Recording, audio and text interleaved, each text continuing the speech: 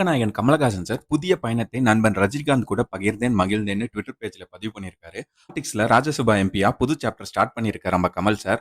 நம்ம தலைவர் கூட அதை ஷேர் பண்ணாலும் அது ஒரு பெரிய மாஸ் மொமெண்ட் தான். இதுதான் ட்ரூ ஃப்ரெண்ட்ஷிப்கான கோல்ஸ். 2 பேருக்குள்ள இருக்க டீப் பாண்டிங் அண்ட் ஃப்ரெண்ட்ஷிப்பை பார்க்குறப்போ ஃபேன்ஸ் செம ஹாப்பியா இருப்பாங்க.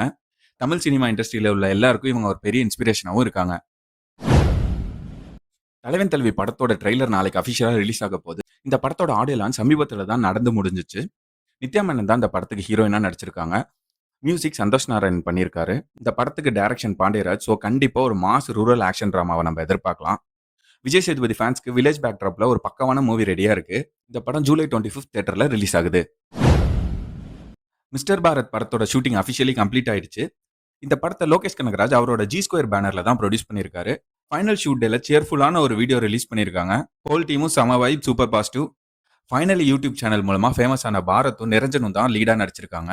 இது ஒரு ராம்காம் ரொமான்டிக் ஜானர்ல எடுத்திருக்க படம். இந்த படத்துக்கான போஸ்ட் ப்ரொடக்ஷன் ஒர்க் ஃபுல் ஸ்பீட்ல நடந்துட்டு இருக்கு. ஸோ இந்த டீம் கிட்ட இருந்து அஃபிஷியலி சீக்கிரமே ரிலீஸ் டேட் எப்போன்னு எதிர்பார்க்கலாம். ஹவுஸ்மேட்ஸ் படத்தோட ட்ரைலர் ரிலீஸ் ஆயிருக்கு. இந்த படத்தை சிவகார்த்திகேயன் எஸ்கே ப்ரொடக்ஷன்ல தான் ப்ரொடியூஸ் பண்ணியிருக்காரு.